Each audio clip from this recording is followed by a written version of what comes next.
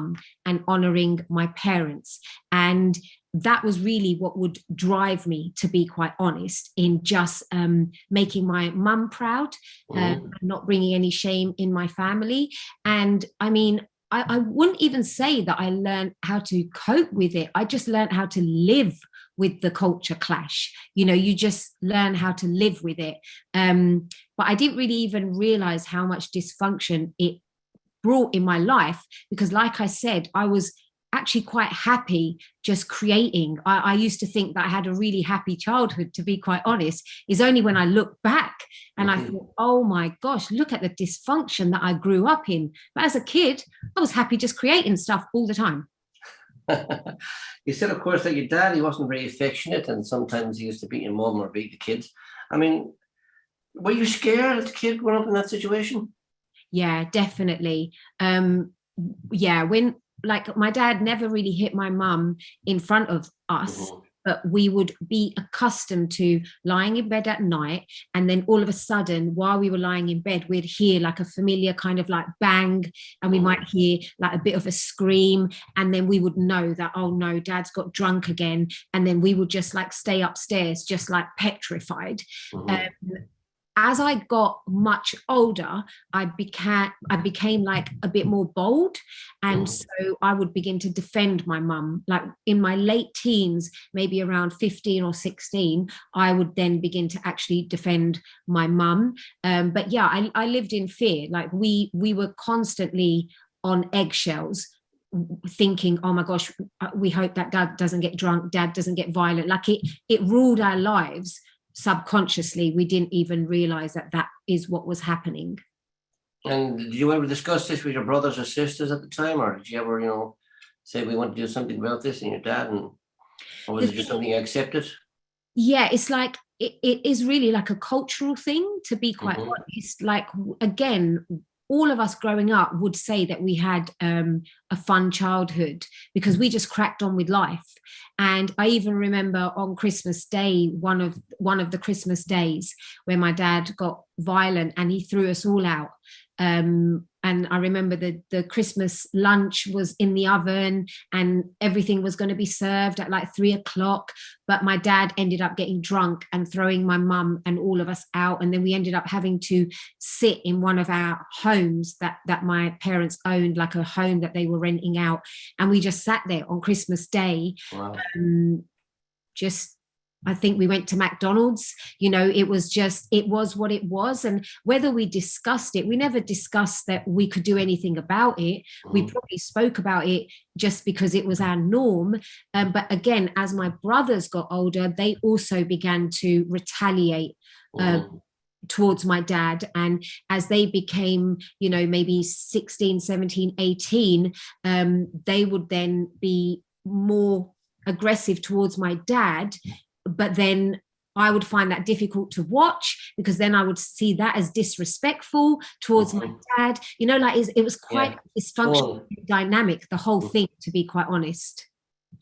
Yeah, okay. But did you ever get a chance to actually reconcile with your dad before he died? Well, it's actually quite sad, because 1 week before my dad died, I had phoned him, and I mean, the thing is, I had a good relationship with my dad. Out of all of the children, I was probably his favorite, actually. And he probably hit me maybe about 3 times, not even hardcore when I was growing up, compared to my other, my siblings. And so I would often call up my dad, told him that I loved him, etc. And so I had spoken to my dad a week before he died, and I had told him that I loved him, even though he wasn't super affectionate in return. He died a week later. But I had peace in my heart that even though it happened suddenly, I had told him I loved him. It was more difficult for the rest of my family, because 6 months previous to that, my sister had run away from home. As a result of it, my dad had beat my mum. My dad had disowned my sister. My parents had separated. They never reconciled before he died. Wow. And my sister never reconciled with him before he died. And so, because my sister isn't a Christian, she hasn't been able to process that or deal with that. So again, so much dysfunction. But I know when my family gets saved, I know that the Lord will heal all of that, even for my sister and my brothers as well. Now, you also mentioned that the family were very religious. You used to have prayer meetings, and you had the Hinduism. And you told us a story about the demons attacking you. Do you think there's a relation there between the Hinduism and the life that you went through and the final attack with the demons? I definitely think that all the things that I guess had access into my life as a child, I definitely think that the occult practices definitely contributed to that. I certainly do think that. However, I think the probably one of the root issues was the sexual abuse. I think the fact that I was sexually abused as a child, I think that coupled with the occult practices probably opened the door to having demonic visitations, because that sex demon that I had when I was 13, that visitation that I had in my dream, that sex dream that I had, was actually a sex demon. And throughout my whole life, I would have sexual dreams, as are quite common. You know, people have sexual dreams and they're perverse, and people don't realize that they are actually visitations from sex demons. And so when I had that sex demon at the age of 13, I had sex demons visiting me through my whole sleeps, you know, in my whole life. It wasn't until that demonic attack while I was wide awake from a sex demon that I then backtracked. God showed me that it was the same thing. It was the door that had opened when I was 13, and it continued to visit me until that attack, when I actually realized what was happening, and I asked God to help me, to deliver me, to get rid of these demons that actually had access to me because of all the junk that happened to me as a child. Now, just before that, of course, when you were 12, you met Caroline and you said you became a Christian. Did you think that your life was just about to change then? Not really. Like I didn't think my life was going to change. It was fun. It was fun going to this girls' club. I was grateful that, oh my gosh, I've met this living savior. It definitely brought peace to my life. You know, I was being bullied at school, and I remember during my teenage years being bullied and not going to school for 6 weeks, like being so depressed. But Jesus really helped me. Like he was my Prince of Peace. I would pray, I would read scriptures. He would comfort me, even though I felt like my life was falling apart as a 13, 14-year-old. So although I didn't know that my life was going to change when I met Jesus, but he definitely helped me in my teenage years. And I actually don't know what I would have done if he wasn't the God that I was following. Excellent. Now, of course, you said your life got worse after that, basically. Yeah. You got even worse because you had no boyfriends. Your mum got blamed that there was a boyfriend and things like that. And he said your main desire was protecting your mum. Yeah. Where do you think that desire came from? I think, like, I mean, most of us have like a...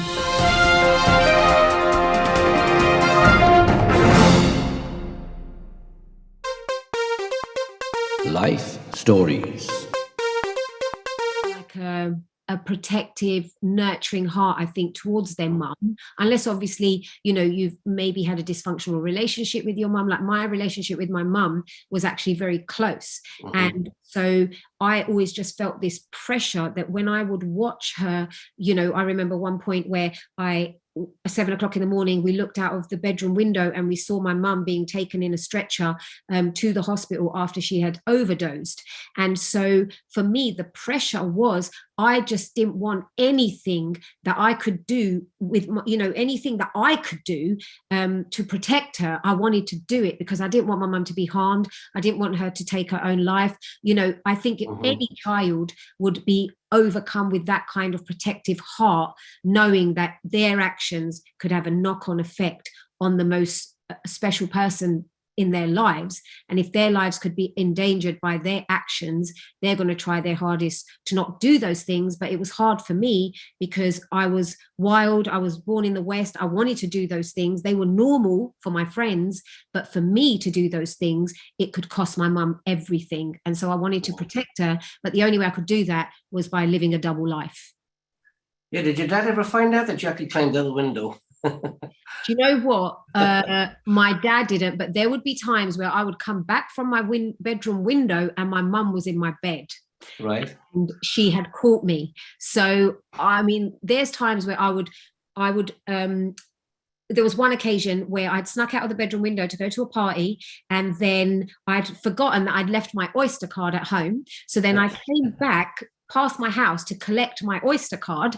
And then as I walked past my front of my house, I see my mum looking out of the window, and I think, oh my gosh, my mum's there. So then I run to the back of the house, I jump on a car, jump on the roof, jump through my window, pull out my hair, just get under the duvet, and it takes me about 30 seconds to do that. That's the time it took for my mum to go from the bedroom and her bedroom to my bedroom. And then she knocks at my door, because she's like, I swear I just saw Bobbi on the street. She knocks at my bedroom door, and I open the door like, Mum, are you right? And she just looked at me like, what is going on? And she said, oh, Bobbi, I'm so sorry, go back to sleep. Like, that is the way that I lived my life out of windows. Well, you said it got even worse when you encountered R&B music. What is it about the music that dragged you deeper?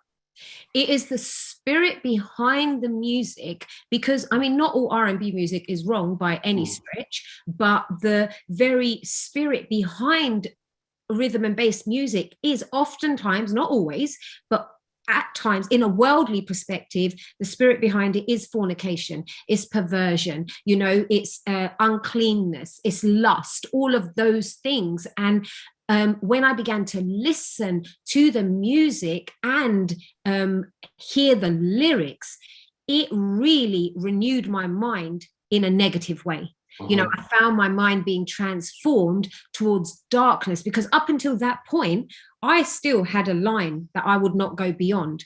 I wasn't going to have a boyfriend because it's going to jeopardize my mum. But as that music, and I used to listen to it 24/7. There was a radio station called Choice FM, and I would have it on 24/7, even while I was sleeping, whatever I was doing, Choice FM was on. And so that ideology, that way of thinking actually became so implanted in my own neurology that I wanted what they were talking about. Okay, well, because it drags into drink and drugs and the 3Ds, drinks, drugs and dancing. And dancing, and promiscuity, sleeping around. You've also told us about a few sexual encounters you've had as well, and you've had 2 terminations. How did you cope with those situations, all right, even when you look back on them now? Well, I think part of the reason that I took so many drugs and drunk so heavily was to escape the self-hatred that was, culminating inside of me. But actually, when I became a Christian, one of the first things that God did was he really convicted me about these 2 abortions. And as soon as this is when I became a Christian the first time round, in terms of in my 20s, when I realized that, oh my gosh, I actually need God, otherwise I'm going to go to hell. And the very first thing he did was convict me about my abortions. And I remember lying on the bedroom floor, weeping my eyes out for like hours, just knowing that what I had done was so terrible. And I remember God feeling a sense that God had forgiven me. But as I then became a Christian, as I gave my life to the Lord, over the next 10 years, I still didn't forgive myself for those 2 abortions. And when people would talk about babies and they'd say, oh, do you want children? In my mind, I'd think I'm not allowed to have children because I killed 2.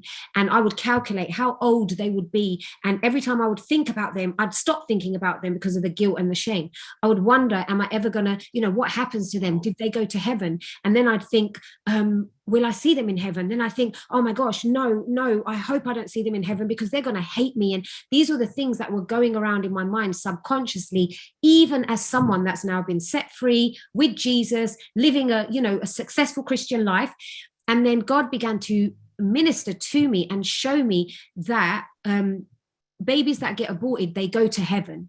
And I was listening to a teaching by a woman, and this might be out of people's grid, but there's a particular woman that I listen to. She has many visitations when she goes to heaven. And she was just sharing that when she goes to heaven, she sees all the babies that have been aborted. She sees them in heaven. She also shared that these babies, they pray for their parents, that they don't have hate towards their parents. They pray for their parents, that you can name these babies, that these babies celebrate your birthdays. And so I ended up naming the 2 babies that I had aborted. I sat at my kitchen table with the Lord, and I wept and wept and wept and had the most beautiful encounter with God, where I named them and I gave God all my shame, all my guilt, and he just flooded my heart with such grace and joy.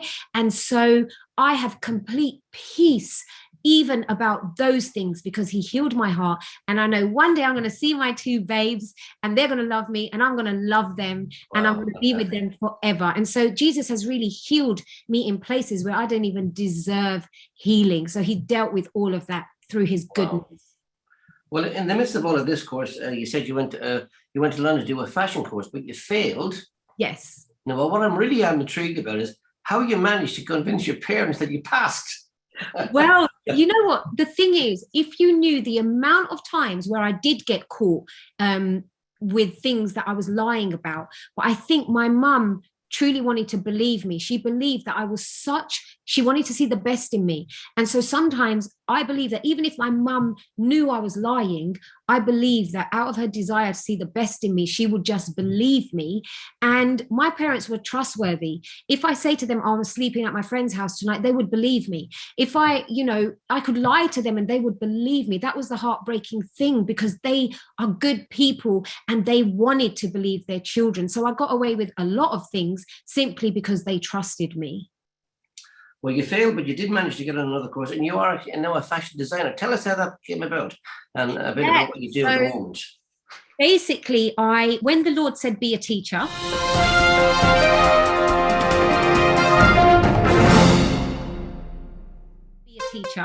I was like, okay, God, I'm going to be a teacher, but in order to be a teacher, you have to teach in the area of your degree. Yep. So when I had initially finished my degree, I had barely scraped through, just about made it through that degree. And I didn't want anything to do with fashion. I just wanted to be high all the time. And so when I actually became a Christian and God began to lead me to be a teacher, you have to teach in the area of your degree, which meant that all the fashion that had died, all my, everything that I had even thrown away when it came to fashion, it's like it came alive again. And so I became a fashion teacher. And as I began to teach these children, really what the school didn't realize is that I was making everything up, because I'd failed all my courses. And so the only thing really that I knew about fashion is what my mum taught me when I was growing up, because my mum was a machinist. So I was self-taught. Everything I knew about fashion is what my mum taught me, not what the London College of Fashion taught me, because I was never really there. And so when I'm a teacher and I'm teaching all these kids, and God really is training me while I'm training these children. And so I was a teacher for 8 years, and around me, all these precious young children are coming into their creativity. They're creating all these fashion pieces. And at the same time as I'm teaching them, God began to revive the desire within me to create fashion for myself again. And so after 8 years, God said to me, Bobbi, you're about to resign. And so I resigned as a teacher, but at the same time, he said, start creating. And so by faith, I began to live by faith. I had no idea where my salary was going to come from. I just knew that God had said, create. And so I created this fashion label, and that has now been going for 10 years. Wow. And the whole time, I didn't do it with like a business plan. I didn't do it with the aim of making a profit. I just did it with this seed within me where God said, start creating the way you used to create when you were a child. And then that became a fashion label that he really revived from the dead, because in my own strength, I never would have known how to birth a fashion label, but it all came out of the goodness of a creative God. From what you've said, Bobbi, I think it's just what most fashion people do. They make things up as they go along, won't they? Yeah. Yeah. Tell us where we can access your fashions, or what kind of things you actually make. Totally. I have a website, livinginlight.co.uk. Mm-hmm. And that's got my fashion on it. It's got my blog. It's got my workshop. It's got the stuff that I teach on sacred sexuality. It's got my podcast. It's got everything. It's got my testimony. The whole 9 yards can be found at livinginlight.co.uk. Do you think you've got anything that would suit me or Alan? Well, I can make bespoke things, so you can place an order for something that fits you perfectly. Now, of course, you have moved on. Of course, you said you're a chaplain in the strip club. How did that come about? So I remember maybe about 6 years ago, I remember hearing an interview on Premier Christian Radio, and it was someone sharing about a ministry called Club Angels. And so these Club Angels, they go into nightclubs and they just help clubbers. They help them get home. They clean up their vomit. They share the love of God. They give out brownies. They just love people. And I was like, oh my gosh, that sounds like something I could totally do. So then I joined this ministry called Club Angels, and it was wonderful. We saw people get saved. You know, we were able to share the love of God with so many people. But the two women that were leading that ministry, God laid it on their heart to begin to pray around Soho. And so they did that for 18 months. And then as they did that, God began to lead them into strip clubs. And God really just got the strip club managers to invite these two girls in as strip club chaplains. And they have full permission to, you know, help the dancers, love on them, give them gifts, share the gospel, pray with them. And so I ended up also joining that ministry and becoming a strip club chaplain. And I still do it. I did it this week. Last week, one of the dancers came to the Lord. It's a powerful, powerful ministry, because obviously a strip club or a nightclub is the last place you would expect to encounter the love of God. But God shows up week upon week with these precious women and just comes in the middle of their circumstances and lets them know how precious and loved they truly are. I wanted to ask you as well, you said your mum, she said, when you went back to live in your own home, she showed mercy, and she also became a Christian. Yeah. Tell us how your mum's getting on now. How's she doing? Yeah, she's doing amazing, because after my dad died, that's really when my mum, I guess, truly committed to her faith. And the Lord began to give her a vision of what to do with her life. And she was like nearing 50 now. And the Lord took her back to an encounter that she had had when she was 10, when her own dad had died, and her mum took her to an orphanage because her mum couldn't cope with looking after this girl, and so left her at this orphanage. And then that night, my mum went through so much turmoil because she couldn't believe that her mum had abandoned her. And so early the following morning, about 7 o'clock in the morning, my nan just turned up at the orphanage, and she just banged the door down and she said, give me back my daughter, give me back my daughter. I regret what I've done, give her back to me. And so that day, my mum made a vow as a 10-year-old and said that one day I'm going to have an orphanage. And my mum wasn't a Christian then, she was a Hindu in her childhood. And so fast forward 40 years, when my mum begins to ask God to show her what her purpose is, the Lord gives her a vision and reminds her of that vow that she had made when she was 10. And in a dream, he shows her a vision of a plot in India and these keys, and he shows her the plans for the orphanage. And so she goes to her pastor, and an architect makes up the plans that she had seen in her dream. And my mum then, over a period of time, remortgages her houses and then moves to India, and then creates, like, from scratch home for children. She then adopts 20 children. And so now she lives in India, and she has this children's home. She runs a home for the elderly. She in fact has 2 children homes. She is such a Jesus freak. She loves the Lord. You know, both of us, like, we just love the Lord so much. And the crazy thing is that I lived most of my life in secret, not sharing my life with my mum, like keeping this double life and hiding so much from her. But then when she became a believer, I was able to tell her my whole story, and she showed me again so much mercy and grace, and she's like a best friend now. And all the secrecy that I had to live through when I wasn't a believer, hide from my mum.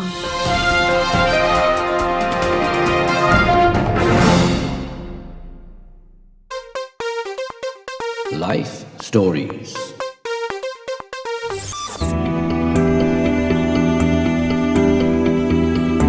she now becomes the first person that I share my heart with. So the Lord has even redeemed all of that in such a phenomenal way and restored what I didn't even realize could be restored. So yeah, my mum is amazing, and the Lord has just blown her away with his goodness. And finally, what about the rest of your family? How did they react when your mum became a Christian and then you became a Christian? How did they react?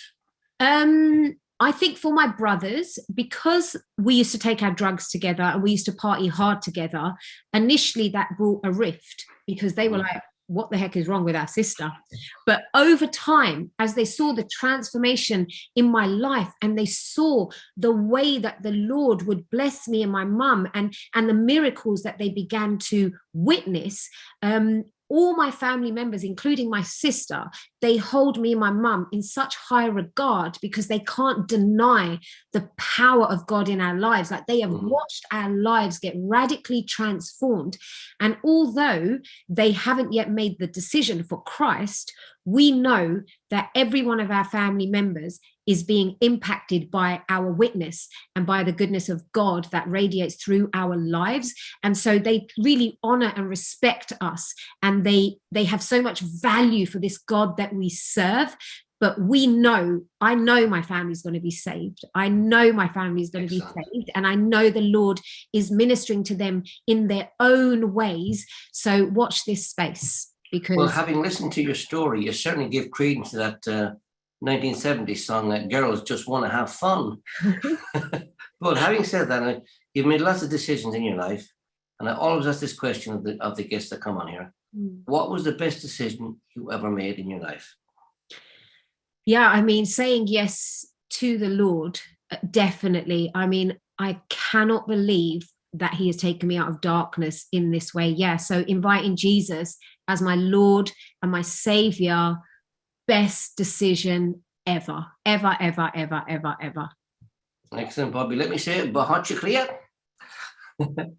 And let me hand back to Alan. But thank you so much. It's been wonderful hearing. And thanks, Abigail. Abigail has been there in the background interpreting into Russian in a wonderful way. That's been going out into Ukraine, and many, many other people who speak Russian are going to hear this wonderful story in the coming days. Thank you, Abigail. You've done a wonderful job. We appreciate you so much. Thank you, George. Thank you, John. And again, thank you, Bobbi.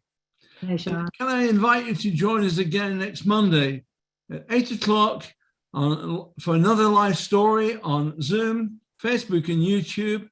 And next week, we go to Australia for Dr. Nathaniel Costia. He is a coach helping people to really develop what they are really meant to be in life.